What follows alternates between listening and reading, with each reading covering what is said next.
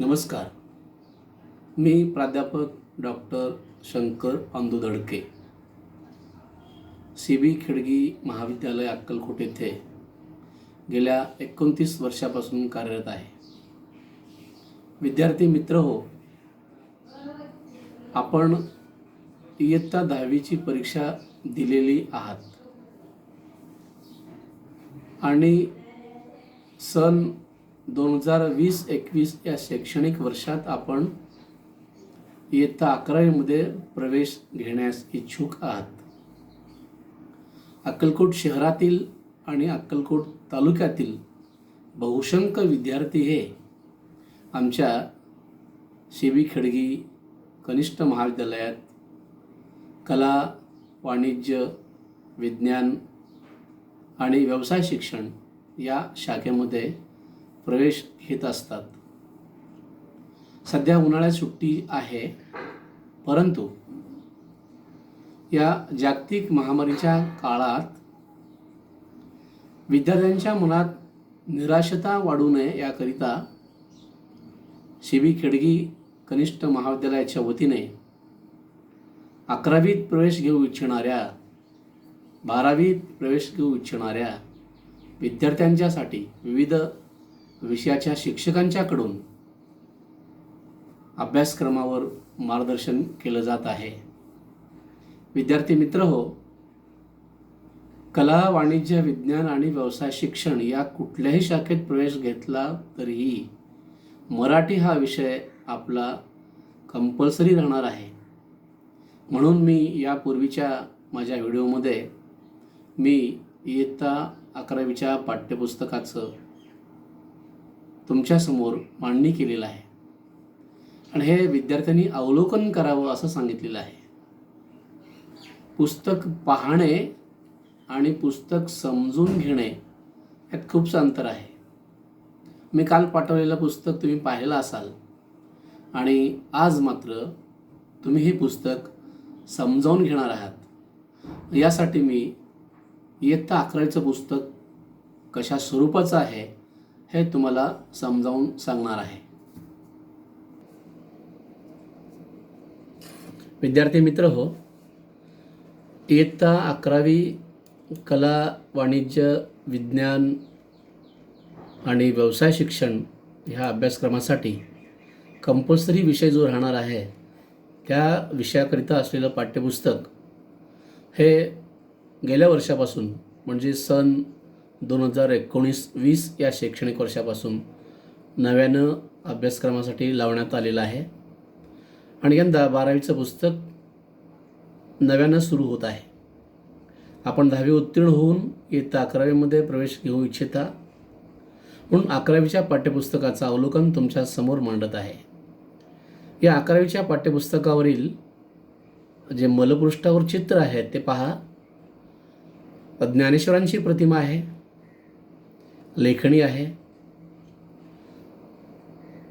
बहिणाबाई चौधरी आहेत, आधुनिक कालखंडातील शिक्षित असलेली युवती आहे, ग्रंथ भांडार आहे आणि आपल्यासमोर जीवन जे आहे ते जीवन हे सदाहरित राहणार आहे. पक्षी विहार केल्याप्रमाणे शिक्षण घेतलेली माणसं स्वच्छंदी फुलपाखरासारखे विहार करतील अशी क्षमता सुजाण नागरिकांच्या अंगी निर्माण व्हावी याकरिता हे पुस्तक म्हणजे या पुस्तकातील गद्य पद्य वेचांच्या सहित हे पुस्तक गठीत करण्यात आलेलं आहे. नेहमीप्रमाणे पाठ्यपुस्तकाच्या सुरुवातीला जे निर्मिती मंडळ राहणार आहे त्यांची नावं या ठिकाणी आहेत.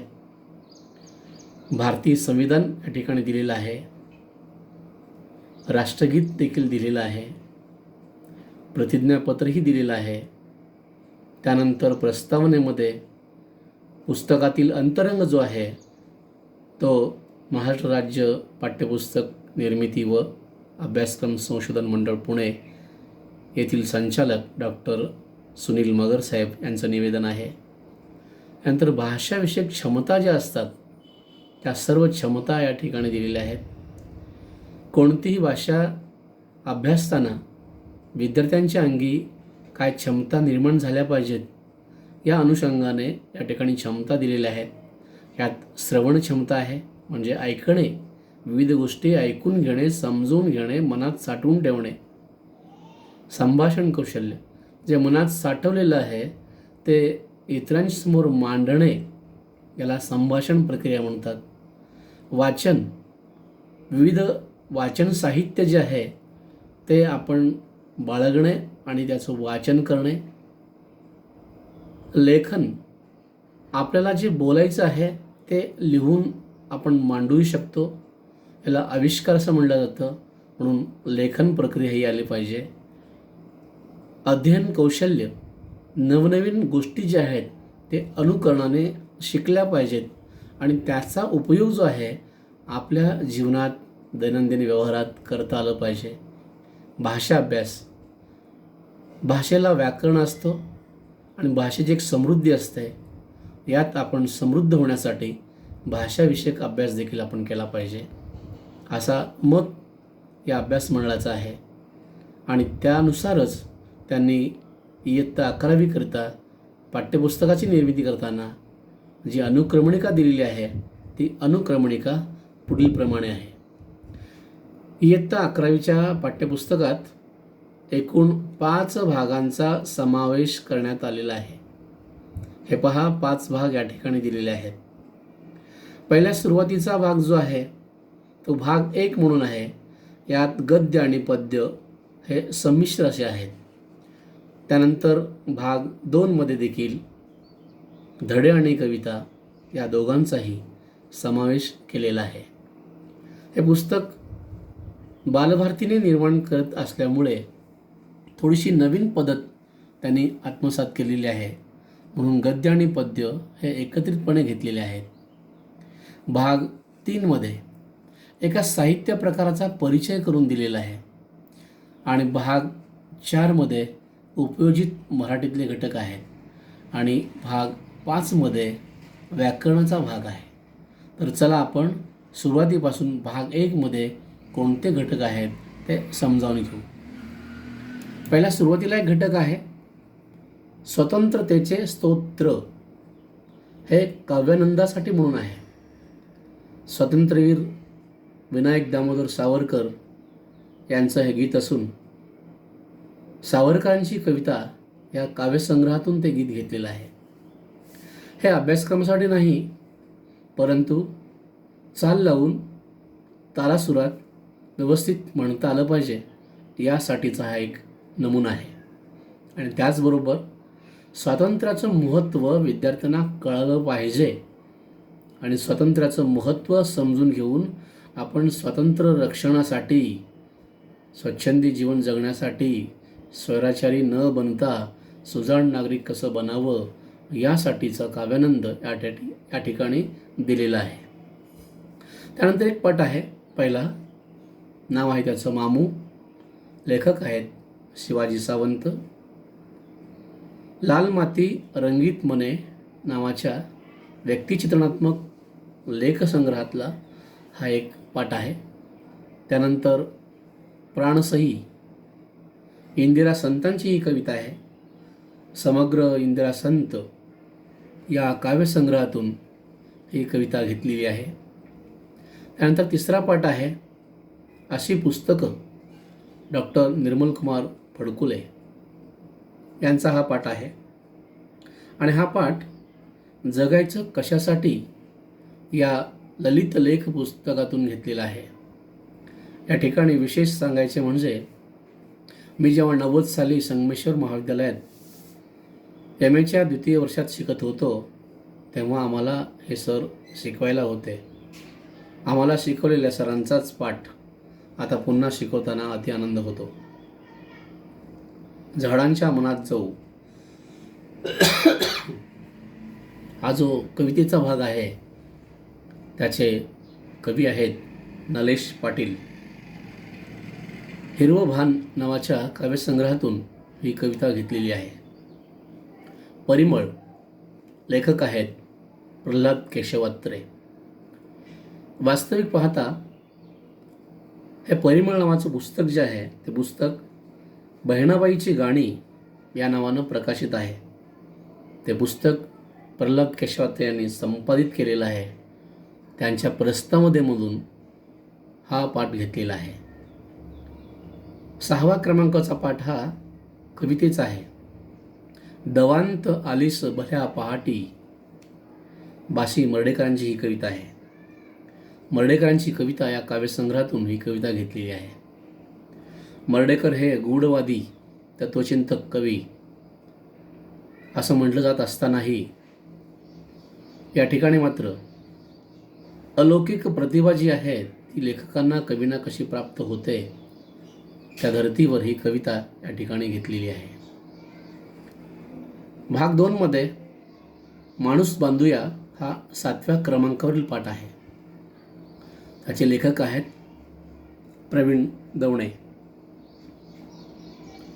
प्रश्न पर्व नावाच्या ललित चिंतनातून हा पाठ घेण्यात आलेला आहे. त्यानंतर 8 क्रमांकावर ही कविता आहे. ऐशी अक्षरे रसिके, ही संत ज्ञानेश्वरांची कविता आहे. श्री ज्ञानेश्वरी अध्याय 6वा त्यातील ओवी क्रमांक 14 पासून ते 24 या ठिकाणच्या ओव्या या ठिकाणी घेतलेल्या आहेत. 9व्या क्रमांकावरचा पाठ आहे वहिनींचा सुसाट सल्ला. लेखिका आहेत शोभा बोंद्रे. एक वरचं पाखरू या कथासंग्रहातून हा भाग घेण्यात आलेला आहे. 10 क्रमांकावर कविता आहे. कवितेचं नाव आहे शब्द.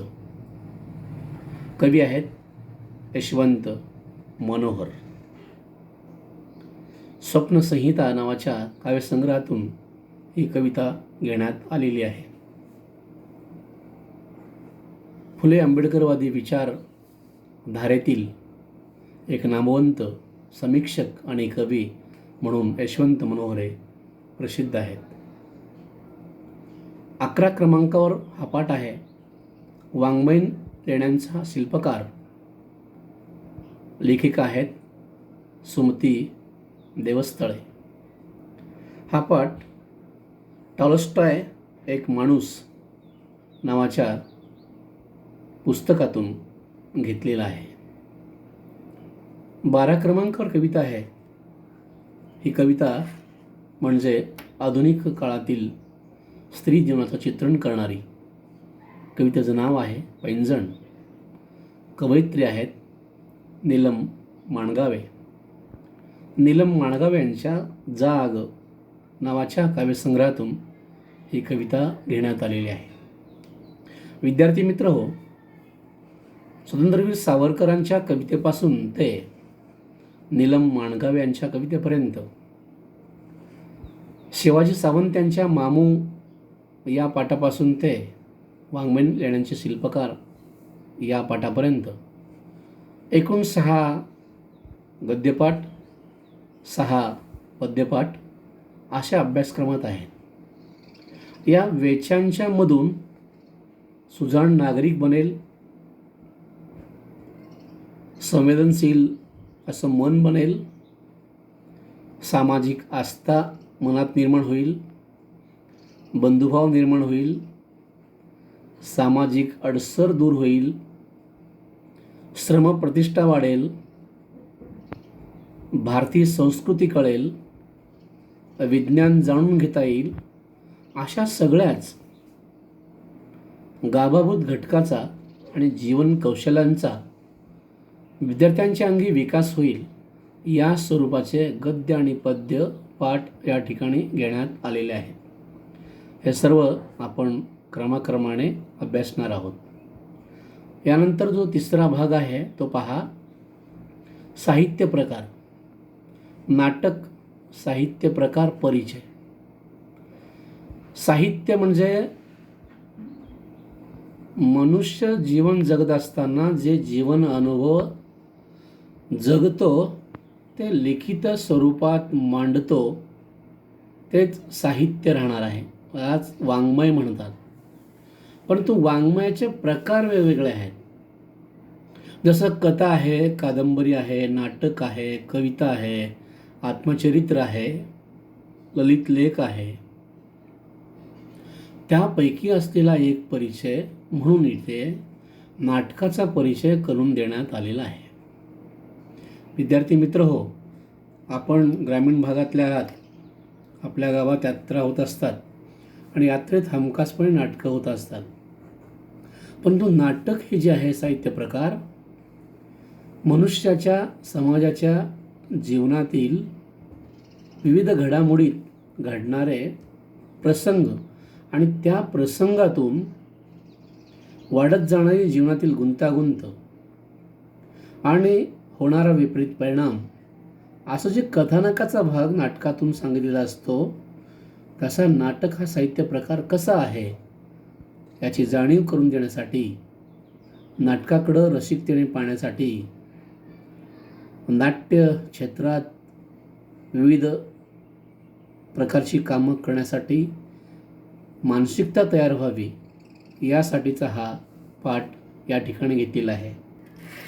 या पहिल्या तात्विक सैद्धांतिक पाठाला लेखक नाहीत, अभ्यासक्रम मंडळातील सदस्यच चर्चा करून याची निर्मिती केलेली आहे. या साहित्य प्रकाराचे 3 वेचे, 3 भाग, 3 पाठ, 3 नाट्य उतारे आपल्या अभ्यासक्रमात घेतलेले आहेत. त्यातलं पहिलं आहे हसवा फसवी.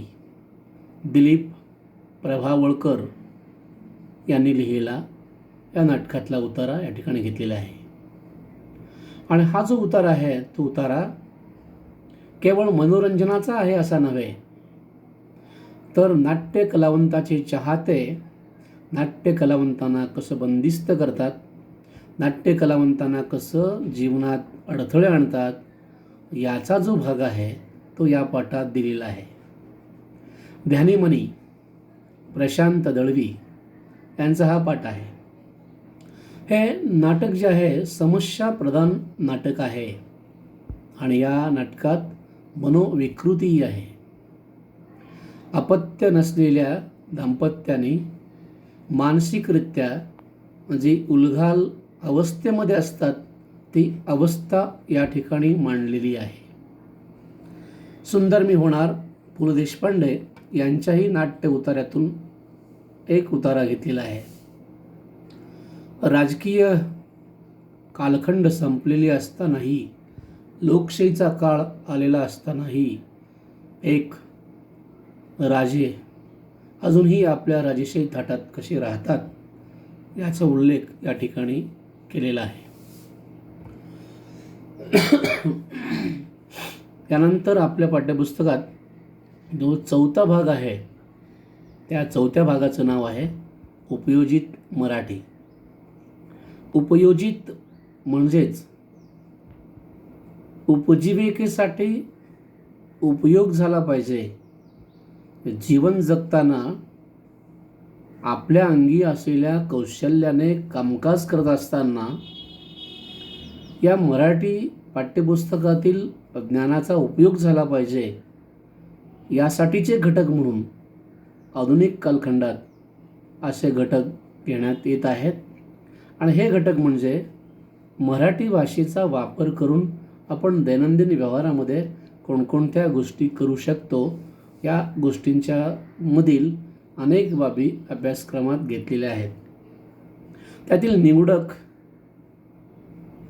मुद्दे, निवडक पाठ, निवडक घटक आपल्या अभ्यासक्रमात आहेत. एक सूत्रसंचालन. सूत्रसंचालन म्हणजे काय हे आपण जाणता. सभा संमेलनाच्या वेळेला संपूर्ण सभेचे सूत्र ज्यांच्याकडे असतात आणि जे संवादातून हलवतात, वक्ता आणि श्रोते यांच्यात पूल बनून राहतात, असा जो घटक असतो सूत्रसंचालक, ती व्यक्ती, ती सूत्रसंचालनाची कला, त्यांच्या ठिकाणी असावं लागणारी क्षमता आणि ते विकसित करण्यासाठी काय करावं लागणार आहे, आणि हे सर्व आपल्याला जमू लागलं, आपण करू लागलो तर उद्या भावी जीवनात आपण अनेकांचे चाहते बनतो आणि आपल्याला सूत्रसंचालनासाठी लोक बोलावतात. त्याचबरोबर आपल्याला मानधनही मिळतो, मानही मिळतो, जगण्याचा एक भाग बनतो. यासाठी सूत्रसंचालन हे उपयोजित बाब ठरणार आहे. म्हणून उपयोजित लेखनामध्ये सूत्रसंचलनाचा घटक घेण्यात आलेला आहे. दुसरं आहे मुद्रित शोधन. मुद्रित शोधन म्हणजे शुद्ध लेखन.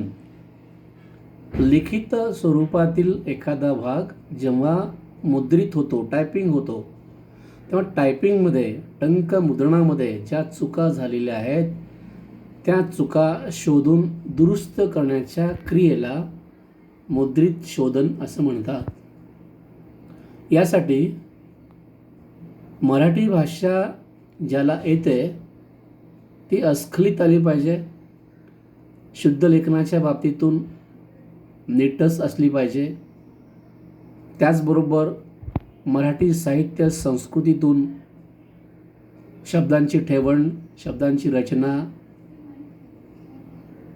शब्दांचे टंक लेखन, त्याची कला, या सगळ्या गोष्टी ज्या आहेत ज्यांना माहीत असतात तीच माणसं मुद्रित शोधन करू शकतात. म्हणून मुद्रित शोधन ही कला नव्हे तर तंत्र आहे आणि तो शास्त्र आहे. त्या शास्त्रानुसार आपण ते केलं पाहिजे याची जाणीव निर्माण करून देण्यासाठी हा मुद्दा या ठिकाणी अभ्यासक्रमात घेण्यात आलेला आहे. अनुवाद. अनुवाद म्हणजे एका भाषेतून दुसऱ्या भाषेत तो मजकूर सांगणे. शालेय स्तरावर 3 भाषेतून आपण शिक्षण घेतो. आपली मातृभाषा, त्यानंतर देश स्तरावर चालणारी हिंदी भाषा आणि देशाच्या बाहेर चालणारी इंग्रजी भाषा, अशा 3 भाषा सूत्रातून आपण आज अध्ययन करत असतो. आता अनुवाद म्हणजे साहित्य, कला आणि मनुष्याच्या जीवनातील अनेक बाबी ज्या आहेत ते एकमेकांच्या भाषेतून आपल्याला समजावून घेता यावेत, अनुवाद करता यावेत, भाषांतरित करता यावेत, यासाठी ही कला अत्यंत महत्त्वाची आहे. उदाहरण सांगायचं झाल्यास पहा, आपण मेडिकल दुकानामधून एखाद्या औषधाची बाटली घेऊन आली की त्या बाटलीच्या खोक्याच्या आत त्या औषधाचे गुणधर्म काय आहेत, ते औषध कसं घ्यावेत यासाठीची माहिती जी लिहिली असते ती माहिती किमान 3-4 भाषेत ती लिहिली असते. म्हणून या ठिकाणी अनुवाद करणे हे अत्यंत महत्त्वाचं आहे. समजा आंध्र प्रदेशात औषध तयार झालं असेल आणि फक्त आंध्रमधील तमिळ भाषेतूनच लिहिलं असेल आणि ते औषध जर महाराष्ट्रात आलं तर ते औषध घ्यायचं कसं हे लोकांना समजू शकत नाही. म्हणून त्या फोल्डरमध्ये 3-4 भाषेतून जर लिहिलं गेलं असेल, हिंदीतून लिहिलं असेल तर मराठीत सहज वाचता येईल, मराठीत लिहिलं असेल तर सोन्याहून पिवळं होईल. म्हणून अनुवाद करणे हे आजच्या जगामध्ये अत्यंत महत्त्वाचं आहे. त्यानंतर पुढचा भाग आहे अनुदिनी लेखन. त्यालाच ब्लॉग लेखन असंही म्हटलं जातं. इलेक्ट्रॉनिक्स मीडियामध्ये वृत्तपत्र जी आहेत ती मागे पडत जाणारे आहेत आणि इलेक्ट्रॉनिक्स मीडियामध्ये संगणकावरून, महाजालावरून, अँड्रॉइड सारख्या मोबाईलवरून या ब्लॉगची निर्मिती होत आहे. ब्लॉग, ब्लॉगर, ब्लॉगस्पीच अशी शब्दावली आज मराठीत रूढ होत आहे. मला जे काही सांगावयाचे आहे ते मला सांगण्यासाठीची एक जागा म्हणजे अनुदिनी आहे. जगात काय चाललेलं आहे हे समजावून घेणारं मन अनुदिनी पाहून समजावून घेतो जागतिक स्तरावरचे विविध विचार. असा जो व्यवहार आहे तो व्यवहार अनुदिनीवर, ब्लॉग लेखनावर चाललेला आहे आणि याची जाणीव आपल्याला व्हावी, आपण ते समजावून घ्यावं. आधुनिक जगात आपण मागे राहू नये, त्यांच्या पावलावर पाऊल ठेवून चाललं पाहिजे अशी क्षमता विद्यार्थ्यांच्या अंगी निर्माण व्हावी याकरिता म्हणून अनुदिनी हा घटक या ठिकाणी अभ्यासक्रमात समाविष्ट केलेला आहे. त्यानंतर 5वा घटक आहे रेडिओ जॉकी. विद्यार्थी मित्र हो, प्रत्येक माणसाला ईश्वराने कंठ दिलेला आहे, आवाज दिलेला आहे. प्रत्येकांच्या ध्वनीत विविधता आहे आणि एखाद्यांची ध्वनी अशी असते की ती अनेकांना ऐकावीशी वाटते. असा कंठ ज्यांना लाभलेला आहे, अशी नैसर्गिक देणगी ज्यांना लाभलेली आहे, त्या व्यक्तींनी रेडिओ जॉकीसारख्या क्षेत्रात जाऊन लोकांना करमणूक करणे, लोकांना हसवणे आणि स्वतः बिदागी मिळवणे या दोन्ही क्षेत्रात त्यांना काम करता येईल यासाठी म्हणून रेडिओ जॉकी हा पाठ घेतलेला आहे. रात्रंदिन रेडिओ ऐकणारे माणसं जे आहेत त्यांच्यासाठी म्हणून 2000 साली FM नावाचा बँड हा सुरू झाला आणि या FM नावाच्या बँडमध्ये जे विविध गाणे लावण्याचा प्रकार सुरू झाला. फक्त गाण्याच्या ऐवजी संवाद, निवेदन, काही अनुभवकथन, गाण्यांची निर्मिती, त्याचे पार्श्वसंगीत अशी माहिती सांगत लोकांचं मनोरंजन करणारा भाग जो निवेदकाचा असतो, त्या करणाऱ्या माणसाला जॉकी असं म्हणतात किंवा RJ असं म्हणतात. आणि त्या RJंचा पाठपणे हा रेडिओ जॉकी नावाचा पाठ आहे. त्यानंतर आपल्या पाठ्यपुस्तकात जे व्याकरणाचे घटक आहेत, ते व्याकरणाचे घटक इथे 5 दिलेले आहेत. पहिला आहे शब्दशक्ती. अभिधा, लक्षणा, व्यंजना अशा 3 शब्दशक्ती आहेत. त्यानंतर काव्यगुण, प्रसाद, ओज, माधुर्य असे 3 काव्यगुण आपल्या अभ्यासक्रमात घेतलेले आहेत. वाक्य संश्लेषण, वाक्य म्हणजे काय आणि वाक्याचे प्रकार याचा अभ्यास या ठिकाणी दिलेला आहे. चौथा घटक आहे काळ. वर्तमान काळ, भूतकाळ, भविष्यकाळ अशा 3 काळांचा अभ्यास या ठिकाणी आपण करणार आहोत. त्यानंतर 5वा घटक आहे शब्दभेद. शब्दभेद हा व्याकरण घटक यापूर्वी कोणत्याही इयत्तेत न आलेला आहे. किंवा शास्त्रीय व्याकरण त्याच्या पाठीमागं नाही, परंतु उच्चार आणि लेखन या दोन्ही प्रक्रियेतून शब्दांच्या मध्ये जे भेद जाणवतात. उदाहरण सांगायचं असेल तर इंग्रजीमधला एक शब्द सांगतो, नो, NO हा स्पेलिंग आहे. त्याचबरोबर KNOW, नो हाही स्पेलिंग आहे. दोन्हींचे अर्थ वेगळे आहेत. NO, नो म्हणजे नाही असा आहे अर्थ, आणि KNOW, नो याचा अर्थ नो म्हणजे ओळखताना, तुम्हाला ओळख आहे का, तुम्हाला माहीत आहे का, अशा स्वरूपाचा अर्थ असतो. उच्चार एक, लेखन वेगळं, अर्थ वेगळे असा जो भेद असतो, तो भेद या शब्दभेदाच्या ठिकाणी आहेत. आता मान हा शब्द जो आहे त्यालाच शीर हे लिहिलं जातं. शीर म्हणजे डोकं आणि शीर म्हणजे रक्तवाहिन्या असाही अर्थ.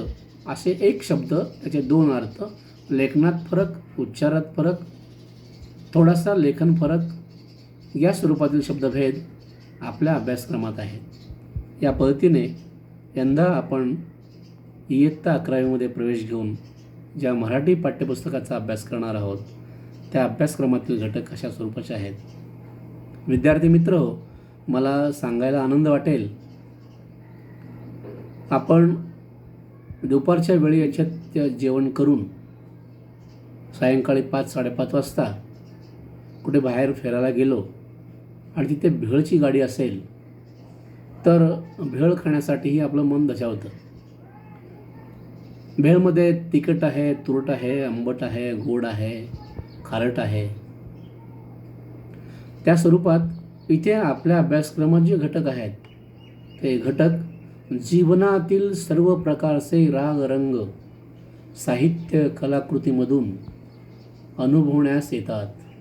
म्हणून कविता आहे, नाटक आहे, कथा आहे, संत साहित्य आहे, आधुनिक काळातील सर्व भाषेचे उपयोगाचे घटक आहेत.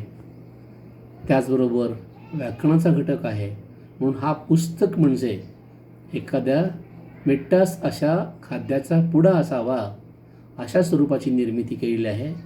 विद्यार्थी मित्र हो, पुन्हा एकदा हे पुस्तक तुम्ही पहा, समजावून घ्या आणि या पुढील तासाच्या वेळेला मी तुम्हाला या वरची जी परीक्षा आहे ती सामाईला 50 मार्काची, वार्षिकला 80 मार्काची.